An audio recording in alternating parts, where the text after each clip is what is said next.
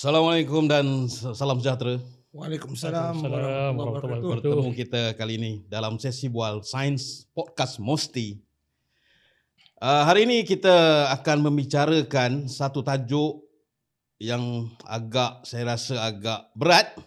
Walau bagaimanapun dengan kehadiran panel pada panel pada hari ini, saya rasa tajuk ni akan disampaikan dengan cara yang lebih santai. Panel pun berat juga ni. Itulah berat kepala rasanya. Okey, sabar tuan-tuan. Saya kenalkan tuan-tuan dulu. Okey. Tajuk Bual Sains Podcast Mosti kita pada hari ini adalah Sains, Teknologi dan Keselamatan. Pasukan CBRNI dan Makmal Bergerak Kimia Malaysia. Dan ahli panel kita pada hari ini didatangkan khas daripada Kimia Malaysia. Saya perkenalkan ahli panel yang pertama, Encik Muhammad Fauzi bin Ghazali. Ya, saya. Terima kasih Tuan Moderator. Ya, apa khabar tuan? Baik, alhamdulillah. Sihat walafiat. Sihat walafiat. Adalah batuk-batuk sikit. Ada ya. Dengarnya baru balik juga daripada kes besar ni. Ya. Sibuk. Saya faham. Greek, ya. Okey, terima kasih kerana sudi meluangkan masa ke dalam sesi Bual Sains Podcast Mosti ni. Terima kasih. Kita juga ada ahli panel yang kedua. Tidak kurang hebatnya. Didatangkan khas daripada Seksyen Kesiapsiagaan Kimia Malaysia. Ya, betul. Encik Muhammad Faris bin Ismail. So, apa khabar tuan? Alhamdulillah, sihat. Suara serak hari ni. Biasa dah terang suara ni. Tapi hari ni macam serak-serak sikit. Serak sikit ya? Okey. Ada baru travel daripada mana-mana ke? Oh, panas kat luar tu. Tapi saya harap dua-dua panel ni bersedia untuk menjawab segala persoalan daripada saya selaku moderator pada hari ini. Saya Azharuddin bin Abdul Aziz akan bertindak selaku moderator pada hari ini dalam sesi Bual Sains Podcast Mosti. Kita cuba hadap. Kita cuba apa kan. yang moderator nak ajukan kepada kita. Alright. Okey, saya ulangi tajuk podcast Mosti kita pada hari ini adalah Sains, Teknologi dan Keselamatan, Pasukan CBRNI dan Makmal Bergerak Kimia Malaysia. So, soalan yang pertama untuk daripada saya adalah berkaitan dengan merujuk pada tajuk kita pada hari ini. Mungkin para pendengar memerlukan sedikit pencerahan daripada para panel terlebih dahulu berkaitan Kimia Malaysia. Untuk itu saya mulakan daripada Encik Muhammad Fauzi. Boleh? Boleh? Okey, silakan. Dia boleh mencelah begitu kan? Tuan Moderator, kita boleh buat kan macam tu? Boleh. Okeylah, secara Assalamualaikum warahmatullahi wabarakatuh. Yang berusaha Tuan Moderator lah dan juga penonton-penonton yang menyaksikan podcast ni. So secara amnya lah Jabatan Kimia Malaysia ni secara amnya dia ni secara amnya dia menyediakan satu solusi saintifik dalam bentuk perkhidmatan analisis penyiasatan dan juga perundingan saintifik kepada agensi kerajaan dan juga kepada stakeholder yang lain dan klien-klien kita yang lain lah, termasuknya non-government pada orang awam ke. Termasuk pada orang awam. Awam. Ada certain service yang kita provide pada orang awam lah. Okey. Tapi secara spesifiknya kita ni memang solusi saintifik itu memang dibuat untuk menyokong perundangan-perundangan di dalam kerajaan ni. Dalam kerajaan. Bermaksudnya pelanggan utamanya adalah agensi penguasaan dalam Malaysia. Kita boleh katakan begitulah, pelanggan utamanya memang agensi penguasaan. Baik, saya faham. Kalau Encik Faris nak tambah daripada segi ni, dialu-alukan jugalah. Tak apa, tuan teruskan dulu. Belum ada idea lagi ni. Jadi kita di Jabatan Kimia Malaysia ni dia ada dua pusat. Dia ada dua bahagian besar. Kita boleh panggil, ada satu adalah forensik daripada segi analis dari segi perkhidmatan forensik, solusi saintifik forensik. Satu lagi adalah daripada non forensik. Ada ya? Ada. Forensik. Ya, kita ada dua kat situ. Okey. Kan? So, kalau macam yang forensik ni, saya rasa ramailah dalam Malaysia ni tahulah fungsi secara amnya Jabatan Kimia ni bila sebut pasal forensik. Sebab kita ada 5 bahagian dekat forensik tu. Kita ada bahagian DNA. Okay. DNA untuk memberikan solusi saintifik DNA. Oh, baik. Kes-kes jenayah yang melibatkan pengesanan DNA yang memerlukan DNA sebagai bukti-bukti utama kan, untuk sama ada untuk dibuat sebagai bukti di mahkamah ataupun sama ada untuk yang non forensik, iaitu untuk buat paternity untuk orang awam. Sebagai contoh lah saya bagi. Walaupun forensik tetapi ada juga ada. analisis yang dibuka kepada orang awam. Ada. Oh, macam tu. Tapi ada charge dia lah, ada bawa atas fee. Okey. Jadi itu antara yang servis yang dibagilah. Kalau kita nak cerita panjang nanti panjang pula kan. Okey. Kita ada juga bahagian toksikologi yang bertindak untuk memberikan solusi saintifik berkenaan kes-kes yang kandungan alkohol dalam darah, kandungan alkohol dalam air kencing. Itu di bahagian toksikologi. Dan forensik. juga siasatan-siasatan terhadap ubat-ubat terlarang. Termasuk juga. Termasuk. Yalah, bila kita sebut tentang forensik ni, dalam kepala saya ingat cerita CSI tu je tuan. Maksudnya kimia ada fungsi sebegitu. Ya. Dengan anggota terlatihnya macam CSI tu. Ya, sebiji ataupun orang cakap CGB. Macam CSI tapi dalam realiti yang sebenar. Bukan dalam sejam. Okey. Alright. Mungkin yang kita tengok dalam CSI itu semua sejam. Masuk sini result keluar, masuk sana result keluar. Lepas tu dah dapat result kan. Tu semua dia nak masukkan dalam slot sejam tu lah. Kita reality, dalam reality. Nak buat drama kan tu. Dalam real time. Ya. Selain daripada itu, kita ada juga bahagian narkotik. Bahagian narkotik ni bahagian yang paling, orang cakap paling sibuk lah. Hari-hari memang ada ratus-ratus kes datang. Beratus ke? Satu hari tuan itu adalah standard. Semua kes narkotik, semua benda-benda yang classified di bawah narkotik, di bawah Akta Dadah Berbahaya dan menjadi kes-kes pihak PDRM dihantar ke situ. Sebelum bermaksudnya bila saya dengar penerangan tuan tu, saya dapat bayangkan kesibukan tu memang sangat sibuk lah tuan. Ya. Jadi adakah semua tu dikendalikan hanya di satu makmal saja di Malaysia ni, ataupun ada cawangan-cawangan lain yang terlibat? Kita ada makmal satelit. Kita ada makmal cawangan, makmal negeri. Jabatan Kimia Malaysia ni. Saya nak cakap pada depan lagi lah, tapi tuan dah tanya, saya cakap lah kita ada makmal negeri yang mempunyai juga bahagian-bahagian yang sama ni. So macam yang bahagian narkotik ni tadi ni, yang saya cerita ni di HQ lah. Setting yang sama untuk narkotik ni ada di makmal cawangan. Okey, saya faham. Nak tahu makmal cawangan apa ada? Boleh juga kalau tuan nak terangkan. Jadi saya boleh bayangkan. Suka saya terangkan di sini lah. Daripada Kedah, Alustar ada. Perlis tak ada. So yang Perlis dia akan hantar ke Alustar. Penang ada. Lepas tu kita ada Perak kat Ipoh. Kita ada dekat ni HQ, yang mana HQ ni dia akan meliputi kes-kes daripada Negeri Sembilan, Seremban ke atas, dan juga kes-kes KL dan Selangor, dan juga Pahang Selatan. So kita ada juga di Pahang, di Kuantan. Kita ada di Terengganu, di Kota Terengganu. Kita ada juga di Kota Baru, di Kelantan. Boleh kata seluruh sama ada sebenarnya Malaysia. Melaka Sabah, pun kita ada. Sarawak pun. Melaka ada, Johor ada, Sabah Sarawak ada. Sarawak ada 2, Sarawak ada 3. Ada Kuching, ada dekat Sibu. Bermaksud dari ada segi dekat perkhidmatan analisis ni ada dah meliputi menjangkaui keseluruhan. seluruh Malaysia lah. Ya. Okey, termasuk maksudnya daripada segi forensik ataupun non forensik dah semua ada kat situ. Okey. Macam di Sabah kita ada di Tawau dan juga di KK. Okey, terima kasih tuan. Mungkin panel kedua kita Encik Fauzi. Kita tak habis lagi ni tuan. Tak apa, kita bagi peluang kepada Encik Faris. Tadi saya dah bagi peluang tapi dia tak nak. Jelaskan. Dia tamat sangat. Jelaskan saya bersedikit. Fungsi Kimia Malaysia dari pandangan Encik Fauzi tadi. Penjelasan Encik Fauzi tadi. Okey, terima kasih Tuan Moderator. Assalamualaikum dan salam sejahtera kepada penonton. Itulah Encik Fauzi lama sangat dia ambil slot tu. Okey, sebenarnya betul lah tu kata Encik Fauzi, kita Jabatan Kimia Malaysia ni dia lebih kepada penyelesaian saintifik. So dia ada non forensik, ada forensik. So pasal forensik Encik Fauzi dah terang tadi. So saya lebih suka kepada non forensik lah. Okay, non forensik ni dia lebih kepada kesejahteraan rakyat. Okay, bermakna dia lebih kepada kualiti hidup, kan, kehidupan kita ni. So dia pantau kualiti dan juga pencemaran lah atau keadaan sekeliling.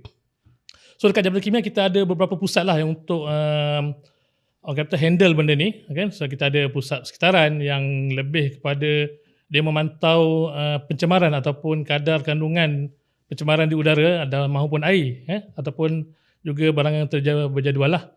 So biasanya bukan kimia yang pergi buat persampalan, tapi ni biasa dihantar oleh Jabatan Alam Sekitar lah. Oh, maksudnya kimia menunggu sampel di makmal lah. Betul. Untuk menjalankan analisa. Betul. Okey tuan. Berbalik kepada tajuk podcast kita pada hari ini, iaitu Sains Teknologi Keselamatan Pasukan CBRNE dan Makmal Bergerak Kimia Malaysia. Saya lihat ada perkataan pasukan tindakan CBRNE. Saya tertarik dengan perkataan CBRNE sebab dalam penerangan tadi saya nampak ada forensik dan non forensik. So apa kaitan CBRNE dan apakah CBRNE itu sebenarnya? Okey. CBRNE. Okey, CBRNE dia nak kata baru tak baru, nak kata lama tak lama. Okey. So sebelum saya terang lagi, saya nak cerita apa CBRNE itu. Okey, CBRNE ada C tu adalah chemical sebenarnya. Dalam English lah. Chemical. Okay. So B adalah biology dan juga R adalah radiology dan N adalah nuclear. Kalau tuan-tuan tengok dalam penulisan kat mana-mana dalam website ke, dalam jurnal ke, dia akan tulis CBRNE. Ada kadang-kala dia tulis E kecil, ada kadang-kala E besar. So kedua-kedua ni betul. So dia sebenarnya E tu adalah eksplosif. Okay. So E ni dia gunakan untuk disseminate atau menyebarkan keempat-empat elemen ni. So sebab tu kadang-kadang orang tak kecil, orang tak besar. Menjadi pertikaian, tapi sebenarnya kedua-duanya betul kan? Betul kan Cik Bozi? Ya. So C tu sendiri merujuk kepada chemical. Betul, chemical. Atau bahasa kita kimia lah. Kimia lah. Bahan kimia. Okey. So nak kaitkan kenapakah pasukan CBRNE, pasukan tindakan CBRNE berada dekat kimia. Okay? So sebab K itu sendiri atau C itu sendiri adalah kimia. So kimia yang kita kira paling arif lah dekat dalam Malaysia ni adalah Chemistry Department lah, Jabatan Kimia lah. Itu agensi teknikal. So ada agensi lain juga yang support seperti JKKP, Jabatan DOSH dan juga Jabatan Alam Sekitar. Tapi yang lebih kepada kimia saintifik ni adalah Jabatan Kimia itu sendiri. Sebab semua yang ada dalam ni kemis. Kebanyakannya majoriti adalah kemis. Adalah yang beberapa yang bukan kemis, tapi majoriti adalah kemis. Semua memakai gelaran CHM. Sebab maksud kita katakan subject matter expert dalam bidang kimia ni terletak di Jabatan Kimia Malaysia. Boleh saya kata begitu? Betul. Okey. So Encik Fauzi. Ya. Seperti yang dijelaskan oleh ahli panel kita Encik Muhammad Faris tadi. So saya nampak CBRNE ni dah mula turun ke lapangan lah. Berbanding dengan sebelum ni, kita hanya Jabatan Kimia Malaysia hanya duduk di makmal menjalankan analisis sampel. Tapi bila dah ada pasukan tindakan CBRNE ni, seolah-olah macam dah kena turun ke lapangan lah. Jadi sebelum itu saya nak tahu, adakah hanya kimia yang menjadi agensi tunggal yang terlibat dalam subjek ni lah? Maksud saya CBRNE ni. Okay, bila macam Cik Faris tadi kan, dia katakan bahawa CBRNE ini adalah chemical, biological, radiological, nuclear dan eksplosif. So dekat situ pun kita dah nampak lah ada unsur ataupun elemen biologi, radiological, ada juga elemen nuclear kan, dan juga eksplosif. So kalau kita tengok tu, biologi tu menunjukkan ada jugalah daripada agensi lain yang terlibat, daripada bawah KKM, biologi ni kebanyakannya. Hospital, bahagian kecemasan dia, dia punya makmal dia yang mengendalikan biologi punya ejen lah. Macam kalau kita tengok R tu radiological. Radio ni, R ni dia jatuh di bawah, kalau dekat dalam kes ini CBRNE ini, dia jatuh di bawah Jabatan Atom dan juga nuklear. So Jabatan Atom dia ada pasukan pertindakan kecemasan berkenaan Jabatan Atom juga merupakan agensi bawah MOSTI. Di bawah MOSTI. So dalam kalau saya boleh bagi tahu kat sini, dalam CBRNE ini ada 2 daripada MOSTI memang terlibat secara langsung. Jabatan Kimia, 3 Jabatan Kimia, Jabatan Atom dan juga nuklear. So Cik Fauzi, so maknanya dalam CBRNE ini mesti conquer semua lah. Nak katakan conquer semua tak, tapi Mosti adalah salah satu stakeholder penting di dalam apa ni orang cakap, di dalam dunia CBRNE di Malaysia. Begitu. Okey. Dengan adanya agensi inilah di bawah Mosti. Okey. So makanya bolehlah saya katakan secara amnya Kimia Malaysia atau Jabatan Kimia Malaysia ni merupakan satu jabatan yang di bawah Mosti menjalankan tugas-tugas analisis kimia di makmal. Betul? Jadi kenapa perlu ada pasukan CBRNE ni sedangkan kita boleh je duduk di makmal menunggu sampel yang datang? Cik Faris? Sila Cik Wazi. Saya? Okey lah. Pasti Cik Faris komplain. Okey lah. Yalah saya. Okey. Kenapa kita ada perlu pasukan tindakan CBRNE kan? Okey. Macam ni. C tu sendiri adalah hak milik, bukan hak milik lah. Pakarnya adalah Jabatan Kimia. Jabatan Kimia. So, jadi kalau kita pergi ke lapangan, kita tengok benda X, satu sampel. So, kita nak tahu apa benda tu apa benda. Jadi, yang lebih arif untuk menentukan benda tu adalah satu tentu ahli kimia. Betul? Ya, maksudnya dekat sini memerlukan kombinasi antara teori dan praktikal dalam hal kimia analisis tu sendiri, tuan. Betul. Okay. So memang sekarang ni wujudnya macam-macam orang kata alat pengesan lapangan. Okay. Alat pengesan lapangan ni kalau lah kita biasa gunakan, dia banyak, dia panggil false positive. Kadang-kadang benda tak ada, kita kata ada.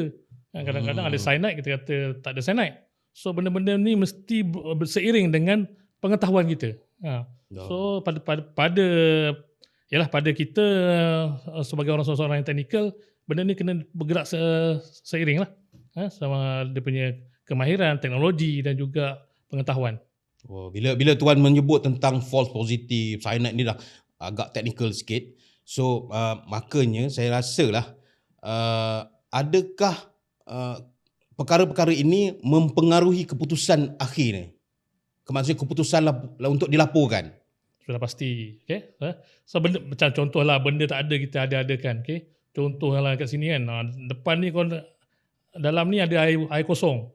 Kita kata ingat air kosong. Rupanya bila kita guna alat, benda tu dia detect adalah sejenis alat bahan kimia. So sebenarnya air kosong je. Tapi dia detect H2O. Bagi orang yang tak tahu H2O tu ini bahan kimia, bahaya. Sama juga dengan air yang diperkayakan dengan oksigen. Jadi apa tuan? O3. Ya. O3 bahaya tak bahaya? Bahaya tak bahaya tuan benda tu O3 tu? Tak ozon So macam tu lah. Okay. So macam-macam boleh jadi ni. Kalau boleh saya tambah. Sila tambah. Kena minta izin. Boleh. Kalau boleh saya tambah dekat sini. Dia macam ni lah. Kalau kita nak ayat senang dia, kalau kita di makmal, kita buat analisis. Kan? Tapi amalan kita sebelum-sebelum ni, memang amalan kita secara tradisionalnya lah. Sampel akan dihantar oleh satu agensi lain. Kita ambil sampel tu di office dan kita buat analisa. Tanpa kita mengetahui bagaimana sampel ni dicerap, bagaimana sampel ni diambil di lapangan, di kawasan kejadian. Adakah pengambilan sampel yang betul? Adakah daripada kawasan yang terlibat? Itu semua di luar kawalan kita. So, jadi dengan adanya ni CBRNE, pasukan CBRNE Kimia Malaysia, kita boleh membantu. Kita ada pakar. Kita boleh membantu di tempat kejadian dari segi pengambilan sampel. Pengambilan sampel, dan sudah semestinya pasukan CBRNE ini dia lebih arif sampel yang bagaimana nak diambil supaya analisa di makmal nanti akan menjurus ke elemen-elemen yang kita cari. Okey. Dia lebih berbalik kepada kepunyaan bidang pakar kimia tadi. Ya. Okay. Kesan dia daripada tindakan yang kita buat ni, kita pergi sana, kita pergi ke tempat kejadian, kita tolong ambil sampel, kita tunjuk kat mana, kalau ada kita buat interagency dengan agensi lain, kita bantu dia ambil sampel berkenaan chemical. So ini akan menjimatkan kos bila kita analisa. Jadi maksudnya sampel yang sedikit kita dapat result. Okay. Berbanding dengan ada juga agensi, ada juga sampel-sampel kita dapat banyak. Tapi kita tak pergi ke tempat kejadian. Betul. Yang kita bertindak selaku Selaku sokongan analisa di teknikal. makmal saja. Okey. So bila sampel datang banyak, satu pun kita tak dapat yang ada value result dia. Tapi kita tak boleh salahkan yang mengambil sampel kat tempat kejadian. Mungkin dia tak ada ilmu tu. Jadi dengan adanya kita tu, kita dapat membantu. Dan ni boleh buat penjimatan. Bila dalam kita punya analisa, penggunaan reagent, penggunaan bahan kimia untuk buat analisa, kita buat penjimatan. Dan masa pun Masa boleh dah tentulah terjemahkan. sebab kita ada demand. Ya. Demand di mahkamah. Berapa masa nak kena dakwa. Itu semua satu cerita lain lagi lah. Okey, baik tuan. Ya. Okey, soalan ni saya rasa saya setujukan kepada Encik Fauzi. So, bagaimana boleh tercetusnya idea penubuhan pasukan CBRNE ni tuan? Okey. Tercetusnya idea penubuhan pasukan CBRNE ini adalah apabila Malaysia ni dulu, kalau tuan ingat, kalau Tuan Faris ingat, kalau penonton-penonton ingat, kita ada satu kes bencana berlaku. Kebocoran pencemaran udara di Sungai Kim Kim. Oh ya tuan, saya ingat sekitar 2019. Sekitar 2019 di situ, di mana Malaysia tak pernah lagi mengalami bencana magnitude yang sebesar ini. Baik. Yang melibatkan bahan kimia. Jadi pada masa itu, semua agensi yang berkaitan dengan pengurusan bencana dan tingkat bencana dipanggil untuk bertindak di Johor, di Pasir Gudang. Di lapangan tu lah. Okey. Jadi kita pun pergi, dan pada ketika itu kita tak ada lagi tim ni. Tapi walaupun mana pun, sewaktu itu adakah personel ataupun pegawai yang dah terlatih? Ya. Kita tak ada pasukan, tapi kita ada dalam amount yang sedikit lah. Dalam tak sampai 7-8 orang yang dah memang di kimia. Di kimia. Dilatih untuk kes-kes sebegitulah. Which is kalau 8 orang tu untuk yang besar-besar ni kita tak cukup lah orangnya kan. Betul. Jadi saya ingat pada masa tu, saya sendiri, Tuan Moderator sendiri, Tuan Faris sendiri, antara yang terlibat lah. Bermakna kita 3 tinggal 5 orang je lah. Dan ada lagi 5 orang. Jadi kita ke sana.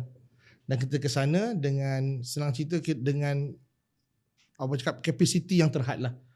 Dari segi untuk mengambil sampel, dari segi untuk bertindak. Sedangkan kawasan yang kita patut cover adalah radius yang besar. Lebih kurang 20 hingga 30. Yalah, luas kawasan tu. Jadi di situ masa kita terbuang untuk analisa, nak pergi sampling dah ambil masa.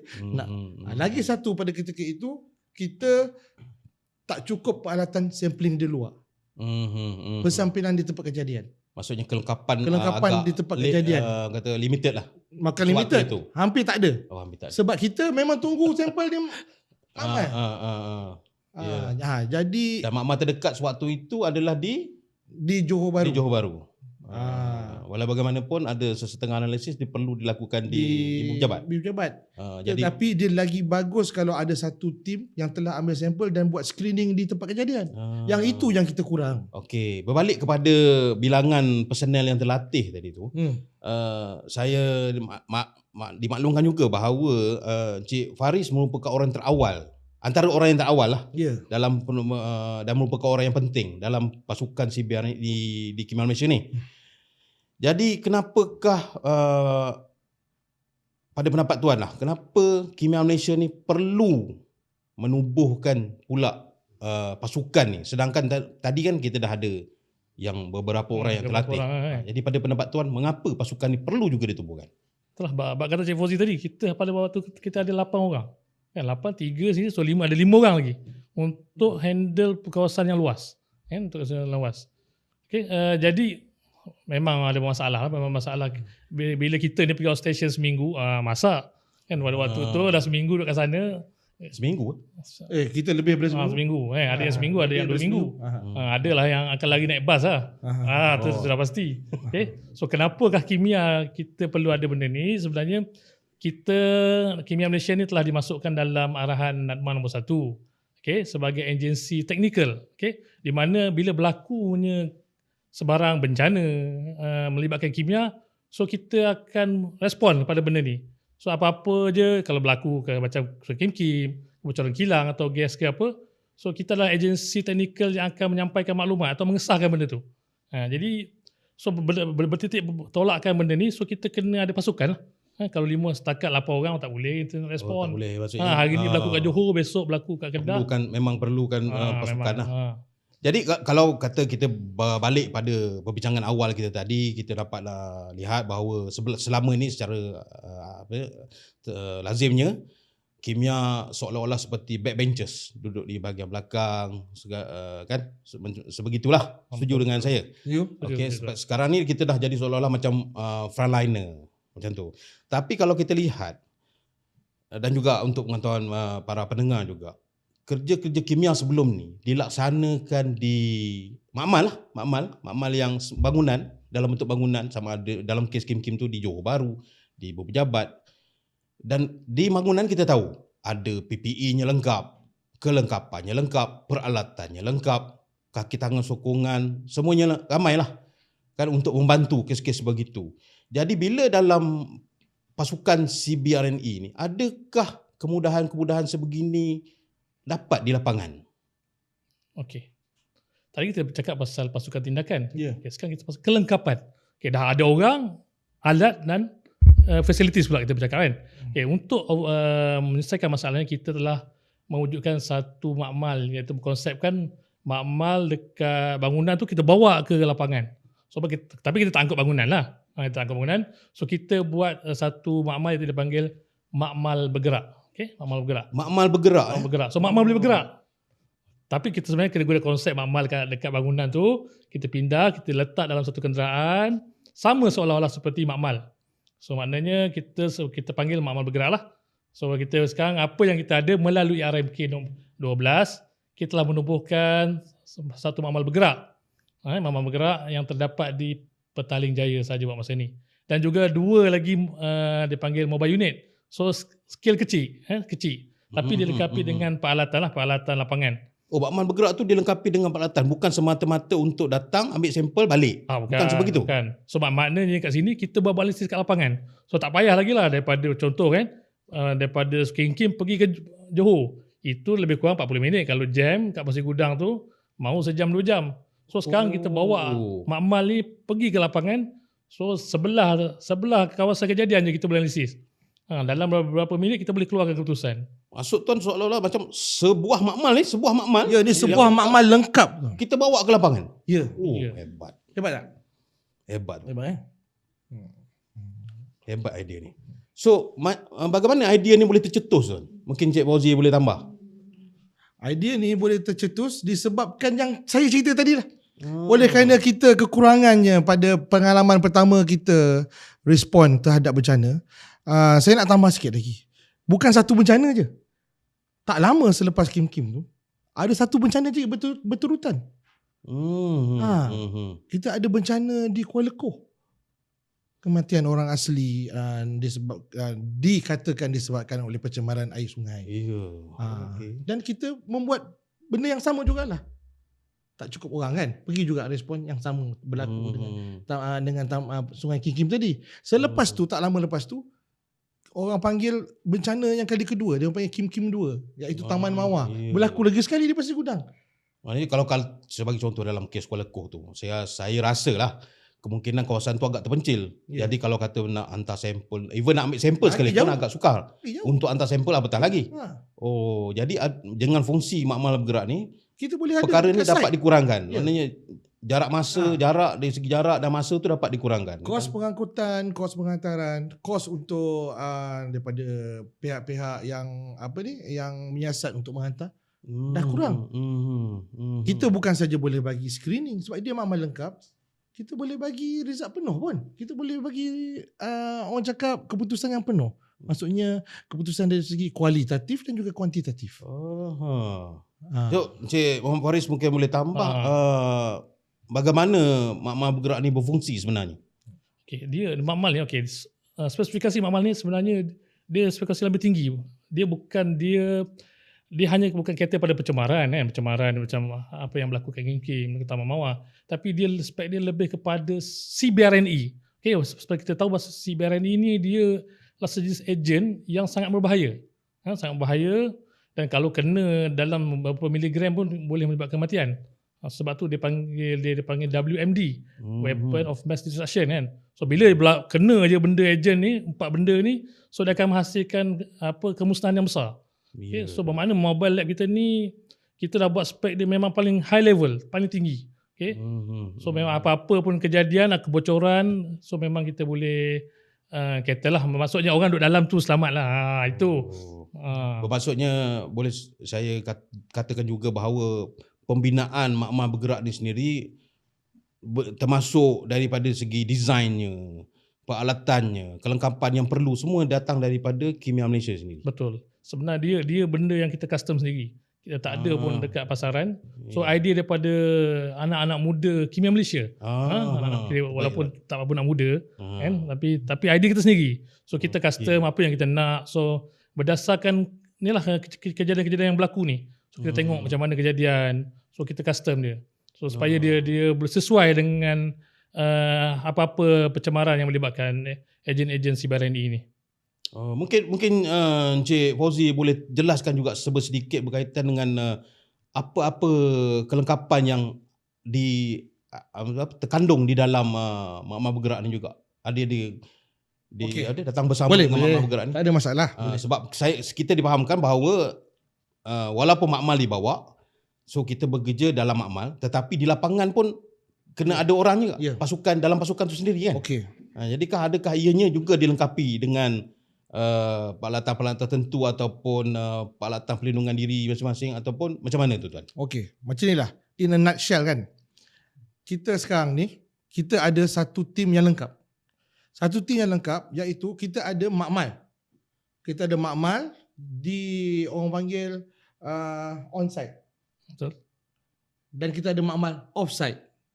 Dan kita ada juga pasukan yang boleh membuat persampilan di tempat kejadian. Jadi dia punya kitaran tu dah lengkap. Kita ada satu pasukan yang siap, pasukan tindakan CBRNE nama dia, yang siap, ada PPE lengkap. Jika kawasan tu kawasan yang telah tercemar dengan bahan kimia, untuk pergi mengambil sampel dengan ada SME bersama-sama, membawa sampel untuk screening di mobile lab ataupun membuat analisa penuh di mobile lab tadi di kawasan kejadian, dan jika perlu lagi untuk verification yang penuh, boleh hantar ke makmal yang sedia ada. So nampak tak? Semua sampel tu, pergerakan sampel tu semua dah cukup dia punya syarat dia. Jadi kita macam dalam makmal tu, kita ada apa yang ada dalam makmal yang di di offsite, sama dalam makmal bergerak tu. Kalau kita ada satu mesin macam gas chromatography, kita ada satu gas chromatography dalam makmal bergerak. Kalau ada tempat simpan exhibit, kita ada tempat simpan exhibit. Kita ada orang panggil detectors, pengesan. Instrumen saintifik pengesan di luar. Kita ada. Dan benda-benda ni semua membantu kita untuk buat carapan sampel, untuk membawa ke makmal bergerak, dan juga untuk membawa ke makmal tu, makmal offsite kita. Okey, baik. So daripada penerangan Encik Fauzi tadi, saya nampak kompleksiti dekat situ. Di mana Di mana, betul kan jika saya salah. Bila kita nak pergi mengambil sampel di satu tempat yang saya kirakan sebagai hot zone lah. Kan? Kalau di makmal, kita hanya sarung lab coat makmal dan kita buat kerja. Pergerakan kita tu still orang kata loose kan. Tetapi bila di lapangan, di dalam situasi hot zone, untuk mengambil sampel tu pun dah nak mengesan lagi dengan detektor apa semua, dengan kelengkapan diri yang saya rasa agak ketat lah, dengan kena pakai suit PPE yang tertentu. Adakah anggota-anggota ini terlatih untuk melaksanakan tugas-tugas sebegitu, Encik Faris? Betul. Okey, kita sampai hari ni kita dekat seluruh Malaysia kita ada 82 orang. 82 orang ahli pasukan satu Malaysia. Satu Malaysia. So maknanya purata dalam setiap cawangan ni ada 3 orang yang terlatih. Memang dilatih dan juga telah ditauliah oleh YB Menteri Musti sendiri. YBM Musti sendiri tauliah. Tauliahnya. Okey. So maknanya dalam 82 orang ada juga jurulatih 12 orang yang telah dilatih oleh EU. Yang diorang ni ada pengetahuan, ada kemahiran, ada knowledge untuk melatih orang lain. Okay, melatih orang lain lah. Maksudnya di peringkat Asia sendiri, kita ada jurulatih kita sendiri untuk melatih bidang sibaran ini, terutamanya C lah sendiri kan. Sebab kita kimia ni C. Subjek fokus C lah. Fokus C lah. So selain tu kita ada juga 2 orang jurulatih lah. Di mana Cik Fauzi salah seorang. Dia yang diorang kata jurulatih peringkat Asia. Okay? Peringkat Asia tu. Peringkat Asia. Tahniah tu. Dapat dia ke? Okay. Dia claim dengan Encik Faris lah. Baik. Dia hebat Cik Fauzi ni. Cik Fauzi ni kalau nak tahu, penonton nak tahu, dia sejak 2017 ke kan? 2007 lagi. 2007 lagi tu kan? Berkecimpung dalam bidang ni. Lama. So dia antara orang yang pertama kat Malaysia ni. Antara orang yang paling banyak tercemar lah ni. Aduh. Tapi nampak segar lagi. Terima kasih Cik Faris. Okey, tersambung. Okey. So ahli pasukan ni kita bekalkan dengan PPE lah. PPE. PPE tu apa? Alat perlindungan diri. Yang dalam bahasa Melayu alat perlindungan diri. Okay. So kalau macam mana kita nak explain ni, dia kalau kita tengok dalam film fiction tu, dia pakai topeng tu. Topeng, lepas tu sini ada yang bulat-bulat dipanggil cartridge tu. Filter. Macam tu. Ni macam yang suit nak pergi ke bulan tu kan? Macam tu. So ke bulan tu satu. Lepas ada suit yang pakai topeng macam Mask Rider. Bila macam tu. Ada ya? Ada. Ada bulat sini, lepas tu baju ni semua penuh. Lepas tu kita tape semua ni. Memang panas. Memang nampak daripada jauh memang dah macam Power Ranger, Mask Rider semua. Tapi seksa dia hanya orang yang pakai tu je yang tahu. Itu saya kata dia nampak, dengar cerita tu pun dah seksa. Nak buat kerja dengan pengesan lagi, nak ambil sampel lagi. Boleh ke tuan? Sebab tu lah kita kena latih diorang ni. So apa program yang kita ada, memang kita ahli pasukan kita setiap bulan kita akan adakan latihan. Sama ada latihan fizikal ataupun latihan teknikal lah. Terbaik. So bagi menentukan kompetensi diorang ni sentiasa terjamin atau terjaga. Dalam keadaan siap siaga lah. Siaga lah. So, fitness level tu penting lah. Fitness level. Okey tuan. Cik Fauzi sendiri hari-hari rasa 10 km. Betul? Betul? Belum campur berenang lagi. Benar lagi. Iron Man. Berenang. Start daripada pukul 12 sampai pukul 5. Okey. Okey. Alright. Memandangkan makmal bergerak ni merupakan satu elemen baru dalam perkhidmatan kimia Malaysia sendiri. So apakah usaha kimia Malaysia sendiri yang kimia Malaysia jalankan dalam meningkatkan mutu penyampaian makmal bergerak kimia tu sendiri? Okey, kita telah mengadakan beberapa sesi libat urus lah. Terutama dengan stakeholder utama iaitu NADMA dan juga MKN lah.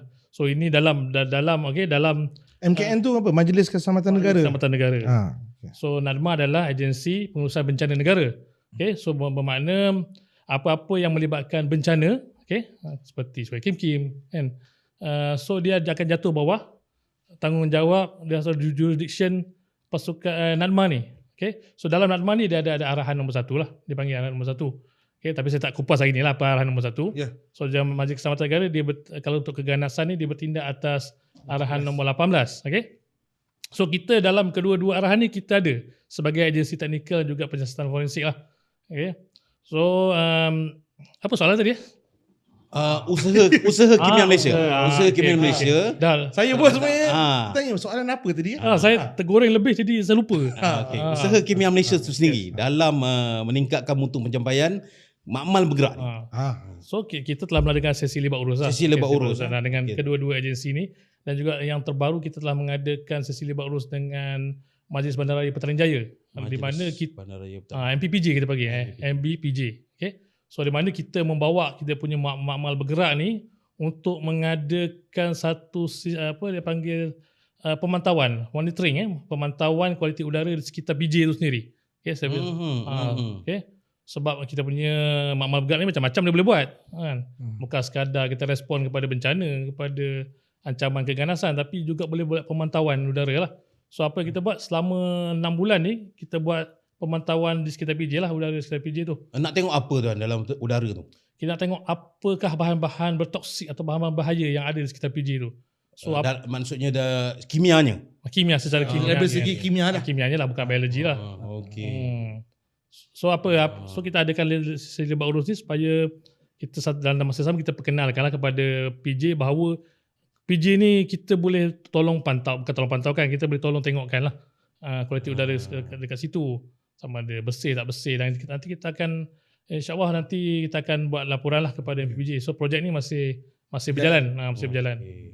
Mungkin Encik Fauzi ada nak tambah daripada penerangan Encik Faris tadi berkaitan dengan usaha Kimia Malaysia sendiri dalam meningkatkan mutu. Saya penyampaian. cuma nak tambah lah, kalau dari segi makmal bergerak tu, dia adalah satu makmal yang boleh macam Cik Faris cakap tadi, dia boleh orang cakap CBRN friendly. Maksudnya dia boleh bertahan terhadap ejen-ejen CBRN. So pada ketika tak ada bencana, tak ada CBRN punya kes, dia boleh digunakan juga untuk kes-kes lain di Jabatan Kimia. Seperti yang kita tahu, Jabatan Kimia tadi ada forensik, ada non forensik. Kes-kes forensik yang memerlukan cerapan di tempat kejadian, umpamanya kes letupan, kes-kes makmal haram narkotik, kes-kes penyeludupan ubat kuat untuk makmal toksi, farmasi punya kes. Kita boleh bawa sekali mobile lab tu ke tempat kejadian untuk buat screening. Ya, sebab dia sebuah makmal. Sebuah makmal. Okay. Jadi untuk tidak ada apa-apa salah faham, dia boleh digunakan untuk semua kes, merangkumi kes kimia. Yeah. Cuma dia ada capacity ataupun kelebihan dia CBRN friendly. Oh begitu ya. Dia boleh kalis terhadap senjata kimia. Juga CBRN. Tapi saya ada soalan untuk Cik Fauzi ni. Bermakna Tuan, kan? saya moderator kan. So moderator saya tak tahu. Tak apa. Saya benar. Sebab saya Sebab soal dia balik. Dia memang menarik lah. Dia punya penerangan menarik. Cik Fauzi ni. So maknanya kita tak payah buat bangunan lah kalau macam ni. Kan bangunan kimia kita ada 2 blok, forensik dan forensik. Ini dengan satu mobile lab kita boleh settle semua benda lah. Bukan nak cakap keupayaan sebegitu. Kita boleh pergi ke tempat kejadian untuk klien kita. Kalau kita ada makmal yang sekarang kita ada makmal pegun, dia still akan menggunakan masa, kos untuk pergi ke situ, dan juga untuk analisa dilakukan akan bertambah kos lagi. Kalau kita buat kat tempat kejadian, dia akan turun benda-benda itu semua. Kita punya klien, agensi-agensi buat kuasa amat gemar, suka bila cakap pasal kos. Kalau boleh turun kos, dia orang suka. Yalah, kos bukan berkaitan dengan soal RM1 saja. Masa kos juga. Tenaga. Ya, betul tuan. Okey. Menarik mobile lab ni. Okey. Tuan-tuan nama Ada soalan juga? Saya ada soalan tu dia. Saya nak tekankan kat sini. Saya moderator. Tak, dah makin lama masa makin syok. Okey, tuan-tuan dan puan-puan, saya rasa kita dah sampai ke penghujung Bual Sains Podcast Mosti ni. Jadi sebelum kita akhiri, kalau nak ikutkan kita nak sembang ni, banyak lagi betul nak cerita ni. Bukan orang kata apa, kerap kali kita dapat sesi ni. Betul. Kalau nak sembang tu saya ingat sampai pagi esok pun tak settle. Jadi untuk mengakhiri sesi Bual Sains Podcast Mosti pada kali ini, sukacita saya inginkan sedikit pendapat berkaitan harapan terhadap peranan makmal bergerak ni pada masa akan datang daripada kedua-dua ahli panel kita. Saya mulakan dengan saya dulu. Tak apa, kita bagi Cik Fauzi dulu. Saya ingat nak bagi Encik Farid dulu. Encik Farid dululah. Kita tengok usia. Kita hormati orang lebih tua. Tak apa. Dalam hal ni saya minta Encik Farid dulu lah. Saya ingat baru. Tuan moderator kan? Suruh. Betul. Ingat baru nak menghormati orang lebih tua. Okay. Silakan tuan. Silakan. Okey. So apa harapan kita lah Harapan kita agar bila ada wujudnya makmal bergerak ni, kita harap kita dapat menyelesaikan atau memberi laporan tu dengan lebih cepat, dan dalam masa sama sering kali diulang bahawa boleh mengurangkan kos. So maknanya bila kurangkan kos ni, kos kerajaan. So kita ni sama semua agensi kerajaan. So bila sini kurang, cuma perlu pelaburan kat kita lah. Pelaburan tu tentu kat kita. Pelaburan kat kita, dengan pelaburan kat kita, so sama-sama boleh kita reducekan kos dekat agensi-agensi lain. Dan juga boleh menjimatkan masa lah. Kata Tuan Moderator tadi, kosnya bukan sekadar RM1, masa juga merupakan kos. So impaknya kepada klien secara tidak langsungnya, terus kepada rakyat lah. Betul. Okey. Ada tambahan lagi Encik Faris? Saya bagi Cik Fauzi dulu. Encik Fauzi. Seolah-olah macam dia nak sambung lagi tu. Sambung lagi. Okey. Tapi kita bagi dulu. Encik Fauzi, okey. Okey, baik. Saya punya harapan saya adalah dengan adanya pasukan CBRNE, tindakan CBRNE ini dan juga adanya keperluan makmal bergerak ni lah. So kita ada pertambahan lah di dalam servis Jabatan Kimia Malaysia ni secara khususnya di dalam niche area. Seperti yang saya katakan tadi, kita tak tahu kalau kita nak kena bertindak di bawah arahan 18 Menjadi Kesatuan Negara. Serangan-serangan pengganas yang menggunakan senjata kimia. Yang mana makmal bergerak kimia kita boleh bertindak untuk kes-kes begini. Jadi maksudnya di sini kita dah ada satu expertise di dalam niche area, iaitu niche CBRNE dan juga senjata kimia. Yang mana saya boleh cakap lah, tak ada lagi dalam Malaysia ni untuk memberikan servis-servis sebegini. Adakah negara-negara jiran kita ada fasiliti? Okey, kalau untuk dalam Asia, bukan dalam Asia Tenggara, dalam Asia ni hanya Singapura, Jepun, China, Hong Kong yang ada makmal bergerak. Tetapi spesifikasi yang berlainan. Spesifikasi yang serupa kita ni, kita buat kesesuaian dengan tindakan terhadap Malaysia. Senario Malaysia. Lagi satu harapan saya lah. Boleh? Boleh tuan. Boleh. Harapan saya adalah supaya kita boleh menggunakan lagi meluas fungsi-fungsi makmal bergerak. Macam pasukan tindakan CBRNE itu, dia dah ada fungsi dia. Bila ada kejadian, dia akan pergi. Tapi makmal bergerak ni kita boleh lagi explore dia punya kegunaan terhadap kes-kes non-forensik, pemantauan udara seperti yang Cik Farid cakap tadi, dan kes-kes forensik yang lain. Sebab ianya adalah sebuah makmal yang boleh digerakkan mana-mana. Dan juga kalau ada rezeki, kita adakan kat setiap zon makmal bergerak ni. Zon utara, zon selatan. Yalah, sebab kita pun ada cawangan kita di mana di kimia sendiri ada cawangan ya. Zon Borneo. Alright. Okey tuan. Ada tambahan lain daripada tambahan. Kita tadi tersebut pasal kepentingan kepada agensi kerajaan. So sebab impact kepada rakyat. Okay, kita harap dengan wujudnya makmal bergerak ni, so kita dapat menyelamatkan banyak harta benda dan juga nyawa lah terutamanya. Okay, bila ada makmal bergerak ni, so bila kita dapat cepat menganalisis dekat lapangan, so kita boleh buat apa-apa tindakan respon, tindakan tindak balas. So maknanya kalau kita dah tahu apa benda ada kat situ, so kita boleh buat sama ada nak mengosongkan ataupun nak minta penduduk pindah segera. So benda ni akan dapat menyelamatkan harta dan juga nyawa. Yalah, keputusan awal dengan pantas tu memang penting lah kat sini. Betul. Okey. Saya kira kita sudah secara amnya lah. Secara am lah. Secara am. Tadi secara spesifik. Secara spesifik. Okey.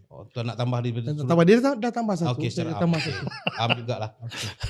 Secara amnya kita dengan sengaja atau tak sengaja, langsung atau secara tak langsung, kita dah mendekatkan Mosti dalam di bawah kimia ni kepada rakyat. Dan dengan harapan rakyat pun lebih tahu, lebih selamat lah. Lebih tahu dan rasa lebih selamat. Dengan dia tahu fungsi apa yang agensi di bawah Mosti ni ada. Okey. Itu antara harapan. Okey. So sebagai berakhiri Bualma Sains Podcast Mosti pada kali ini, saya buat kesimpulan dari sini berbalik kepada tajuk kita pada hari ini, iaitu Sains, Teknologi dan Keselamatan Pasukan CBRNE dan Makmal Bergerak Kimia Malaysia itu sendiri. So gabungan sains, teknologi diaplikasikan dalam keselamatan dengan fasiliti baru, iaitu Makmal Bergerak Kimia itu sendiri, untuk sebagai satu nilai tambah ke dalam perkhidmatan sedia ada bagi Kimia Malaysia dalam menjaga keselamatan dan kesejahteraan rakyat.